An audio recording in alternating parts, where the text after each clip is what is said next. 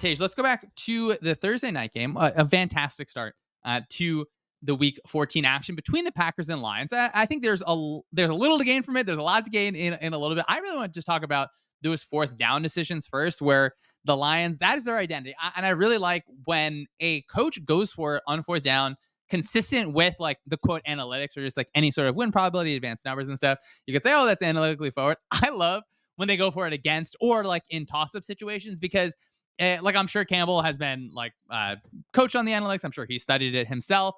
Like he just has an aggressive belly. Like that is what his movement is. That is what it's going to be. Even in situations where you look at it like the two-point conversion against the Cowboys a few years ago, where if they got like 4 full starts in a row, they would have been going for it from the 20-yard line. Like he was going to do that no matter what. So how are you feeling overall about that Lions attack?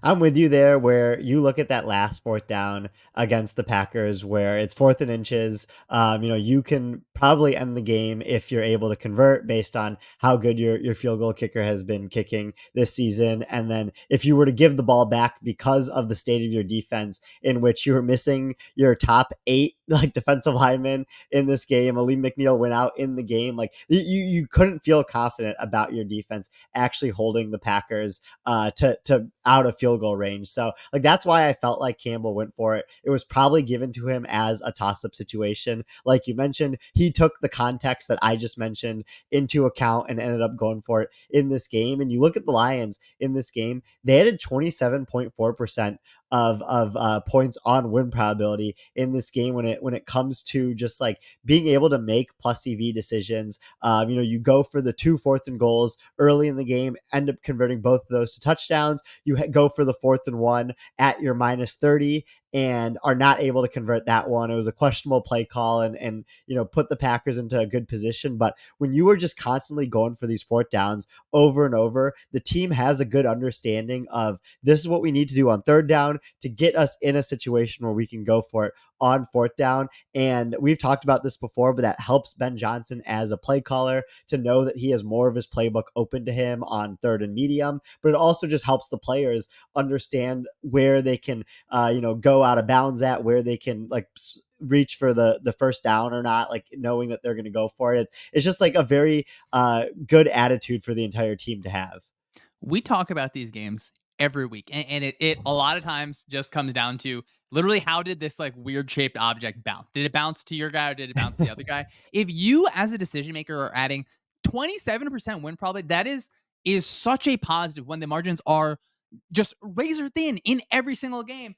No matter who you are, like we'll talk about the Eagles after this, who are up, or they were like 14-point favorites, and that game comes down to the absolute end. So when you're able to do that, that is a really good thing. And I mean, the game overall was so fun. As you mentioned, the Lions just being that banged up front. I thought the Packers were going to win the game, just kind of going into it, kind of looking at everything. I do think that you see a little bit of the Packers where we love their like, hey, you got like 3 receivers that can all kind of execute in different ways. Obviously, I think Dobbs is out in that game, but then you do feel not having a number one receiver a little bit when you're playing a team that's going to just be like, you know what, we're just going to play man coverage and blitz you just no matter what. And we're going to be comfortable in that way. I do think that early on, LaFleur wasn't able to get to some of the underneath answers. Later on, he did have like a quick throw from Love's left to right, and then you get Watson kind of on the inside release of vertical. So you get to some of those answers. And look, it was a 34-31 game. I don't want to say that Green Bay was blown out or they weren't close in any sort of way. I don't know. It just felt like they may have left just a bit on the table. You feel the Green Bay Packers just like issues at cornerback or just like the coverage unit overall with obviously some injuries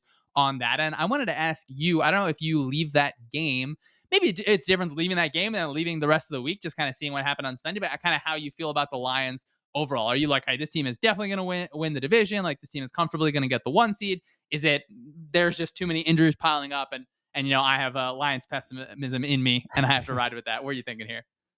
I mean, I think I'd be lying if I said I didn't feel confident about the Lions as like a general team right now because the offense is really good. They're going to put up a lot of points in against most defenses that they play against, and Tim Patrick has been a pleasant surprise. As a secondary receiving option, Dan Skipper did a good job of filling in for Taylor Decker and in pass protection at left tackle. Only allowed 1 pressure on the day, and so you feel good about the offense.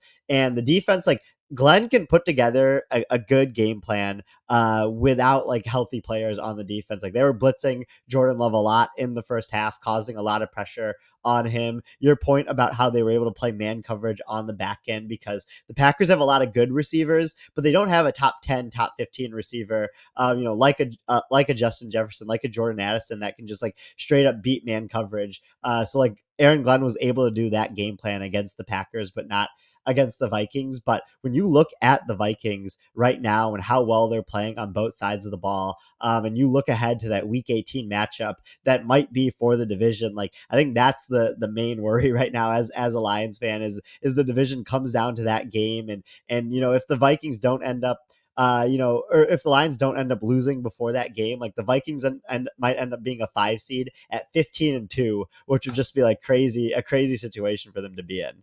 Yeah, I would love. I want to see the Lions have to face the Packers in the playoffs. I want to see them have to play the Vikings in the playoffs. I want to see them have to play the Eagles in the playoffs because I mean I love them. I love watching them. They're like a team that is gonna say, "Hey, we are going to be the ones in control of our own destiny at the end of this game." It might be a little bit unreasonable, at times, just whichever way you look at it. But I'm just always comfortable with that decision to say we are ending this game on offense. We are not going to give the ball back to a team that is going to be able to drive on us. And I like that you mentioned, what Aaron Glenn's able to do on that defense. I think because you have so many injuries, it's not that he's just saying, hey, we're going to blitz 8, we're just going to play volatile the whole entire time. But having a game plan that, look, if you're able to, like they were able to in this game, just have like 2 or 3 third downs early on that just force a quarterback to like dirt a ball, you kind of win the game because your offense is going to be able to score. So I really, really like just the kind of build up overall. I'm excited for the Lions rest of season schedule. They still have the Bills, they still have the 49ers, as you mentioned, that Vikings game. It feels like we're probably going to have to preview all of those games. So we're going to continue to talk a lot of Lions as we should. Just one thing before we move on, there was a few plays early on where the Packers had like internal kind of A gap pressure. That's like, it's tough sometimes just to have under center passing, like the way that everything spreads out, the way that the running back has to kind of fit things. It's a tough job covering some of those or just like blocking some of those A gap blitzes kind of right in your face. Like the guy's going to get on you pretty quick. So just something to kind of monitor continuing